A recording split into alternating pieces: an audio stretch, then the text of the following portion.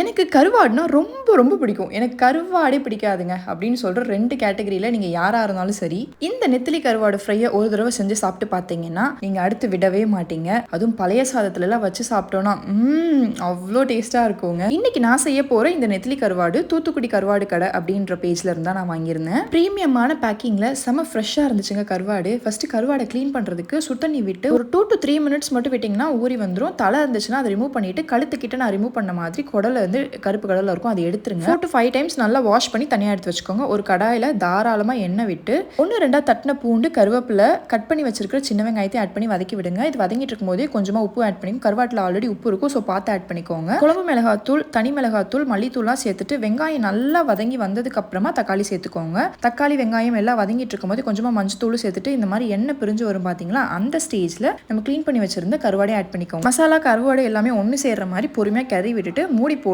அப்பப்போ இந்த மாதிரி கிளறி விட்டுட்டு நல்லா பொரிஞ்சு வெந்து வந்ததுக்கு அப்புறமா கேஸ் ஆஃப் பண்ணிட்டீங்கன்னா சூப்பரான கருவாடு ஃப்ரை ரெடி ஆயிடும். இந்த மாதிரி டிஃப்ரெண்ட் வெரைட்டிஸ் ஆஃப் கருவாடு, அதுக்கப்புறம் தொக்கு, ஈவன் உப்பு கண்டம் இதெல்லாம் கூட அவங்க கிட்ட இருக்கு. நீங்க வேணும்னா தூத்துக்குடி கருவாடு கடையில் ட்ரை பண்ணி பார்க்கலாம். நான் முன்னாடியே சொன்ன மாதிரி கருவாடு ரொம்ப ரொம்ப ஃப்ரெஷ்ஷாக இருந்துச்சுங்க.